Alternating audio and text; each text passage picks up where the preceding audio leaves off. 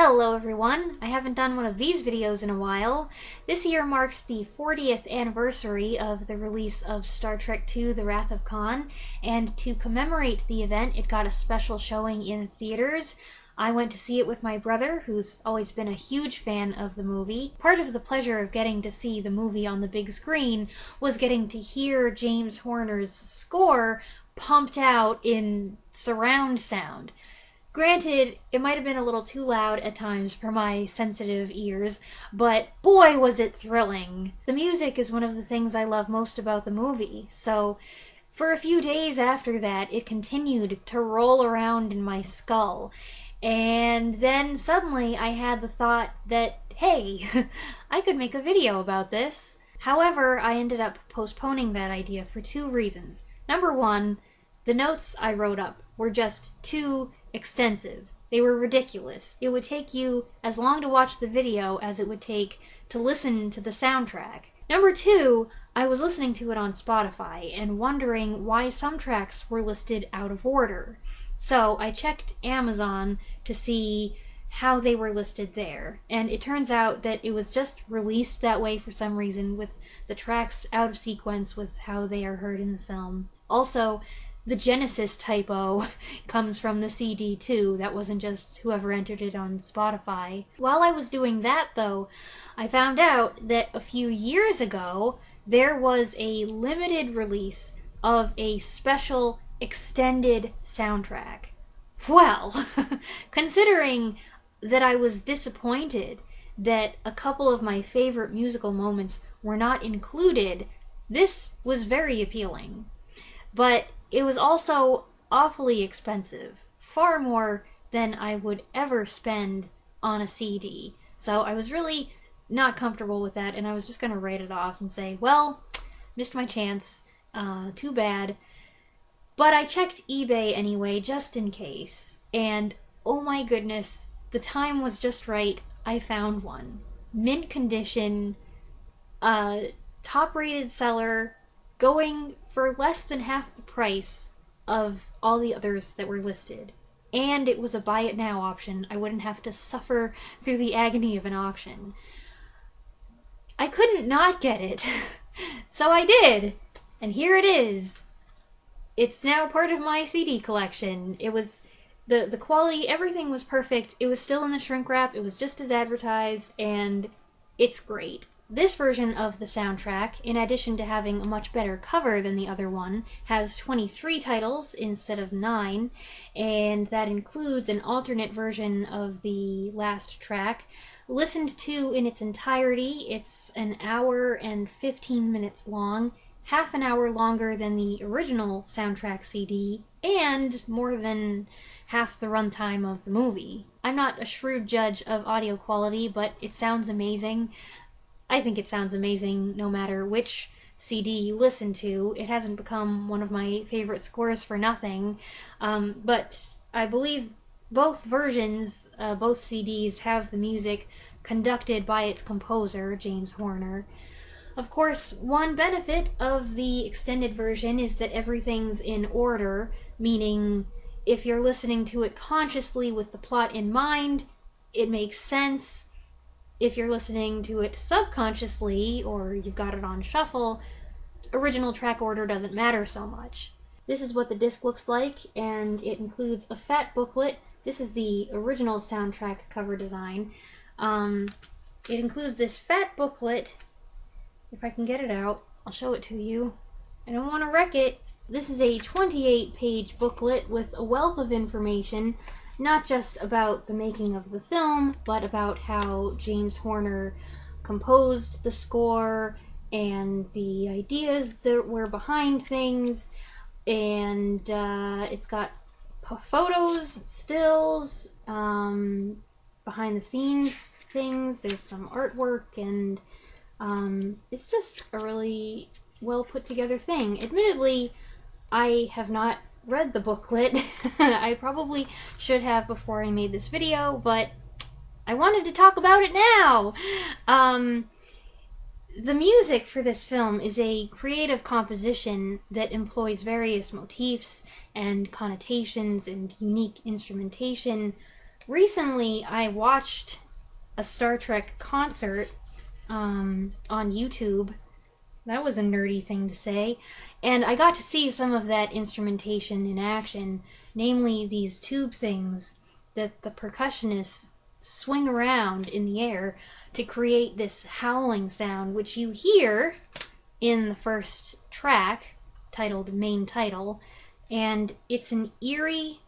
Hang on a second, let me fix this. The score has an eerie, ominous beginning with this desolate howling sound, plus a high, sustained violin note and a low, kind of electronic throbbing.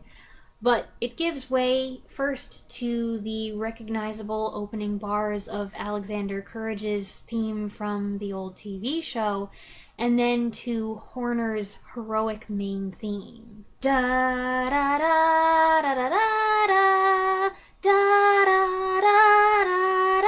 da. I love this theme. I love the dizzying horn fanfare, which is so hard for me to sing along with, but I try every time.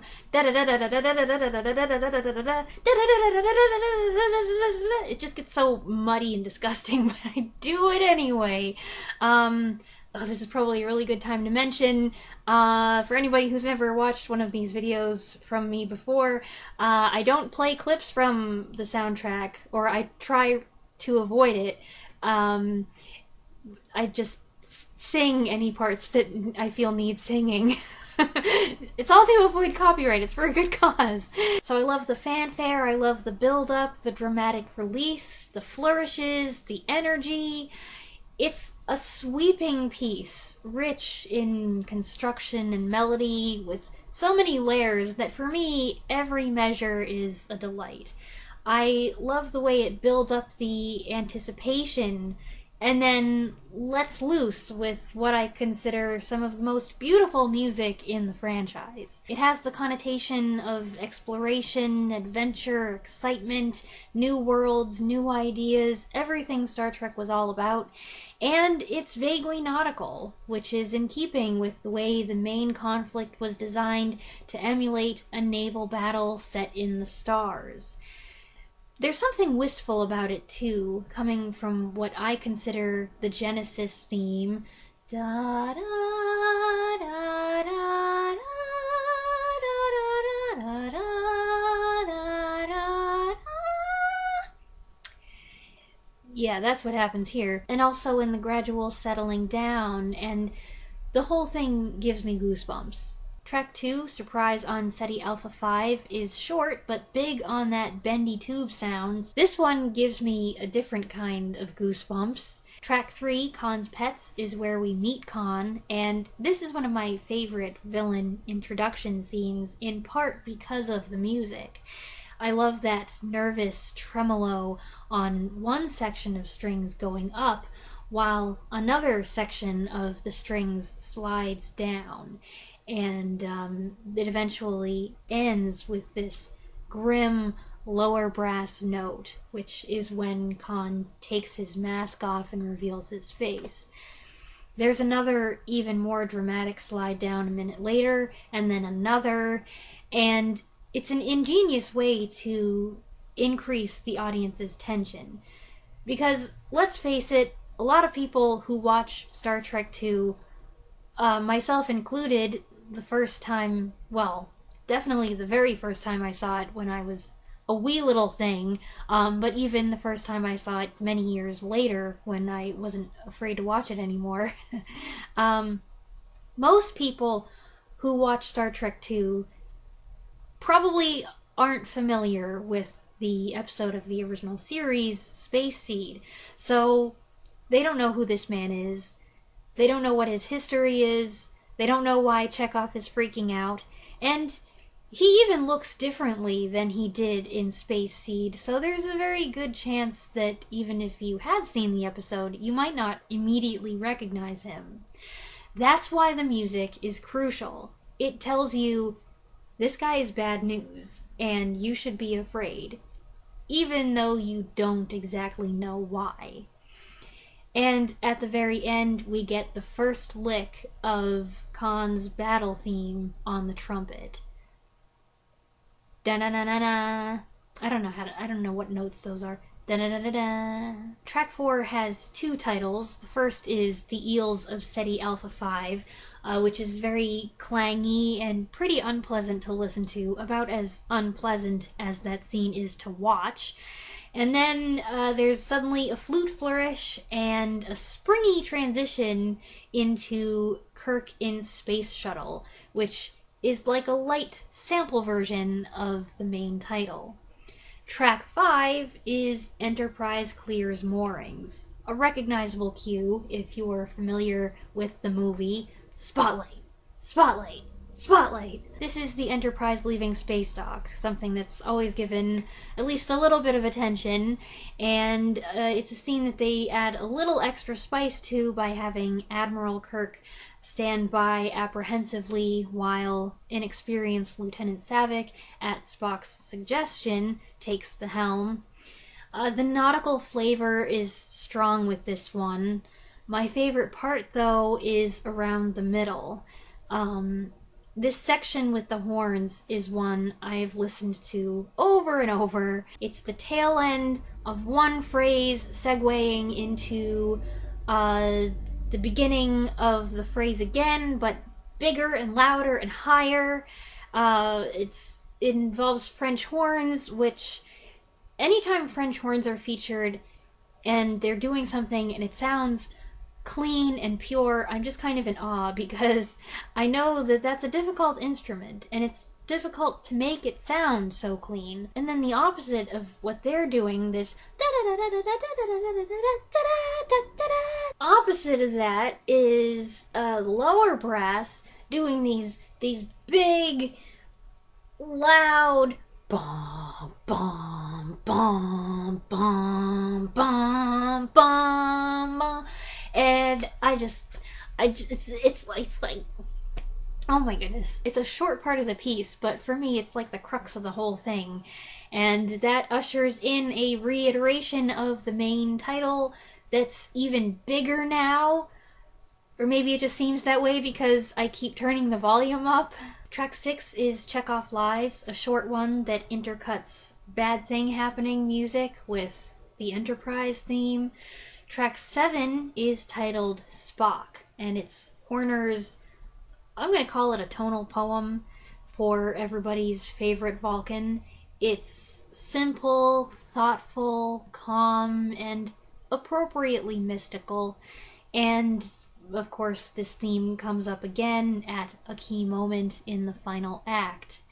Track 8, Kirk Takes Command / He Tasks Me, continues Spock's theme a little bit, and then brings back the hero's theme, but then there's Khan's cue. He tasks me, and that's right at the end with the menacing, discordant horns. Track 9 is unusual. It's titled Genesis Project, and it's the music that plays over Dr. Carol Marcus's explanation of what Genesis is, and that nifty animation of what's expected to happen. The music here is kind of it's kind of creepy. It's very electronic. It's different from anything else in the score because it was composed and performed by Craig Huxley. It explains on the back. I don't think it was recorded with a live orchestra. It really stands out. It's not bad. It just, you're going along and then here's this track. Oh, okay. One of these things is not like the other. And I think it's appropriate because I guess I think of it as music that's part of Dr. Marcus's presentation. It's included in that tape that they watch. I might be wrong about that, I'm not sure. Track 10, Surprise Attack, another very familiar cue. Dun, dun, dun, dun, dun, dun. This one's another favorite part. When I'm watching that Genesis scene and the argument between Spock and McCoy, I feel like I'm just waiting for this to drop. I know when it's coming, and that anticipation just makes the timing of the drop even more excellent. I like that the hero's theme and the villain's theme are on equal footing here. Like it's a musical battle going on. It's very simple, very basic construction. When we see the good guys, there's good guy music. When we see the bad guy music, there's bad... When we... You know what I'm saying. When we see the bad guys, there's bad guy music. James Horner was not necessarily reinventing the wheel here, but I enjoy that musical reflection of what's going on. The I fire a shot, you fire a shot. That's not happening in this scene. They haven't started volleying torpedoes at each other, but it's a suggestion. It's us versus them, or Kirk versus Khan. That's what this piece is all about. That percussive noise that sounds like sticks clapping together really ups the ante, and then you know that when the horn motif goes up a couple octaves and goes fortissimo, dun dun dun, you know, just listening to it, that's the shot of the Reliant barreling its way toward the Enterprise. Again, the music is just perfect for this. Khan isn't just traveling, he's targeting his old enemy. He is galloping to meet him. And it's just a great fit. Once again, we have a splendid build-up. There's what I consider the waiting section, as Kirk and crew try to communicate with the Reliant and determine what's going on here, and Khan is poised to strike. It's a lively piece of music, so much going on with brass and strings, but especially percussion, and then it ends with a subdued minor key version of the hero's theme, reflecting the Enterprise in shock and pain. Track 11 is Kirk's explosive reply, the counterattack. The hero's theme recovers slowly but surely, and if you're familiar with the movie, you know the exact moment when the Reliant's shields go down, and the exact moment when Kirk says, "Here it comes." Track 12 is Inside Regula 1. There are a few scenes in Star Trek II: The Wrath of Khan that make it feel like a horror movie, and the sequence where they beam aboard Regula 1 and start looking around is one of them. It's even got a jump scare. The music here doesn't exactly make for easy listening, so I would probably skip this track if I were picking favorites, but hey, it's part of the complete package. Track 13 is Brainwashed, and it kind of runs along the same lines, except Khan's musical calling card is there telling the listener when he shows up on screen. There is something in this overall section that James Horner seems to have recycled a few years later for his Aliens score. It's a couple of notes that are played on the trumpet that fade or echo. Track 14 is, spoiler, Captain Terrell's death, another big build-up on this short track, which culminates in one of the film's most dramatic moments. Throughout this Regula 1 section, I think starting in Brainwashed, there's a dark 2-note or 4-note motif. Sounds kind of like ba ba.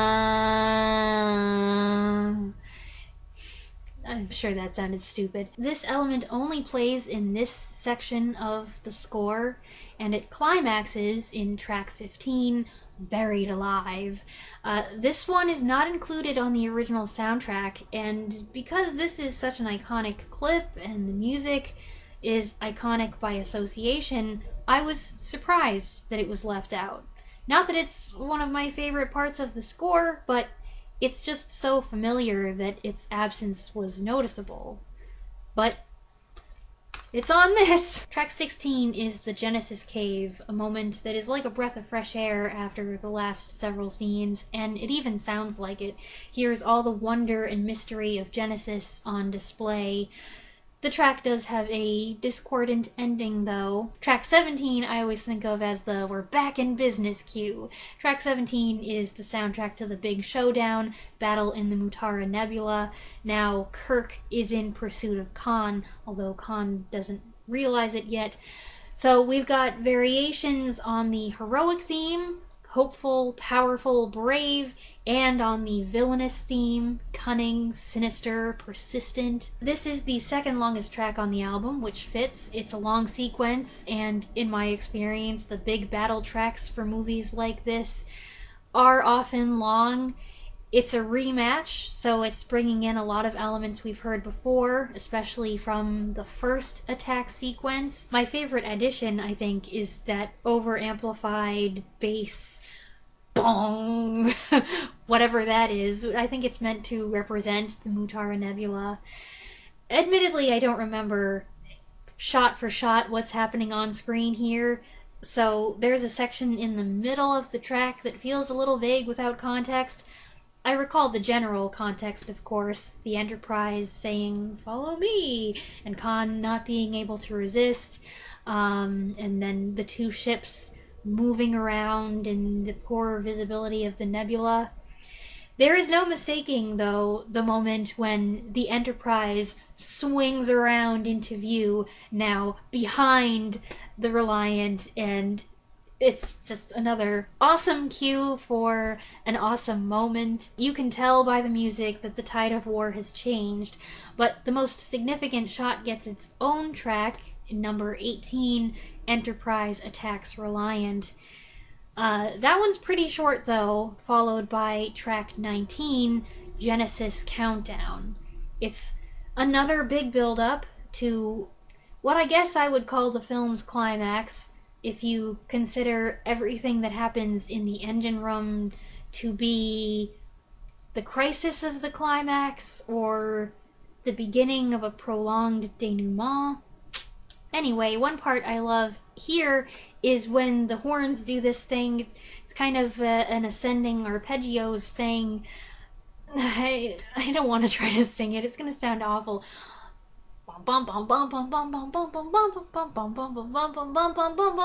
Underneath that is this electronic sound, and it's like you just have to listen to it yourself. We hear Khan's theme again. It's like a last hurrah, a final threat, and then around a minute 45 seconds in, there's Spock's theme sneaking in there, and you know what that means. This is also a fairly long track, doing more rousing variations on established motifs. Again, Khan's theme comes back. He's not going out without a final blow. Another familiar cue comes with the detonation of Genesis, and there's this twinkliness to it that I suppose one could say is kind of corny, but whatever, I like it. And listening to it, you might think the track is over, but it's not. Kind of like how you might think, oh, the movie's gonna be over soon. But no, there's still a little ways to go. The Genesis explosion and formation of a new planet is a great moment, but my favorite part of this track comes when Kirk looks over to Spock's chair and realizes it's empty. What follows as Kirk races down to the engine room is some of the most achingly beautiful music in the score. You have lower strings playing the Genesis theme while violins play an ascending counterpoint, and it just keeps going higher and higher, and I have always noticed this music in the film. It's clever that it's ascending as Kirk is descending, but there's also something about it that it's become kind of an unofficial trigger. I hear that music and I start becoming emotional because I know what's coming next. And even though I know perfectly well that this isn't where the story ends, the scene where Spock dies gets me every time. It's just so well acted. It's so sensitively performed by both Shatner and Nimoy. The track ends with a suggestion of Spock's theme, which then comes back in full in track number 20, Spock Dies. Dies written in parentheses. I think it's a nice touch that Horner brings in the Alexander Courage theme for this moment. I don't know, it's like a comforting pat on the hand for the old fans, or a nod to this character having been there since the beginning. Track 21, titled Amazing Grace, is probably the main reason why I wanted the extended version of the score. It's not so much the inclusion of Scotty's bagpipes, it's the orchestral part that follows as Spock's coffin goes shooting into space. Looking at the booklet that comes with the CD, there was some controversy or argument between Meyer, the director, and Horner, the composer, over what they should do here. I think it was the perfect choice. That funeral scene is already such an emotional moment, and then you throw Amazing Grace in there, which makes me want to cry anyway. Good cry, not sad cry. And the result is kind of a difficult moment if you're like me and you don't like to show anyone you're watching a movie with that it's moving you to tears. I know that portion of music is so short, but it soars and it sounds so wonderful. Track 22 is the epilogue/end title from the film, and track 23 is the bonus version that does not include Spock's closing lines. The movie version is 1 minute and 15 seconds longer. I don't really have a preference for one over the other. It can be startling when you're just going along listening to music and suddenly Leonard Nimoy's voice starts booming in your ear. Space, the final frontier. So, wow. So it's nice to have an alternate version, but if you love the movie and you love Star Trek, then you probably want to keep that bit. Either way, whichever version of the epilogue/end title you listen to, it is another gorgeous, delicious piece of music. The epilogue is a rich, stretched out, legato version of the Genesis theme. It sounds like hope and new beginnings, a new day dawning. And then there's a pause, and Spock's voice comes in, plus the Alexander Courage theme, and it's just such a nice way to end the movie. And then the music swells, and we have one more build-up, and then the end titles begin with a flourish. And it's basically a full-scale reprise of the main title, but with a few spicy extras added in, and a really big, whooshy finish. I love it. For a movie and a score that's got some dark moments, some heavy moments, some scary moments, it has a very uplifting ending. It's triumphant, it's youthful, it's optimistic. I don't know, if you really get into it, it can boost your mood.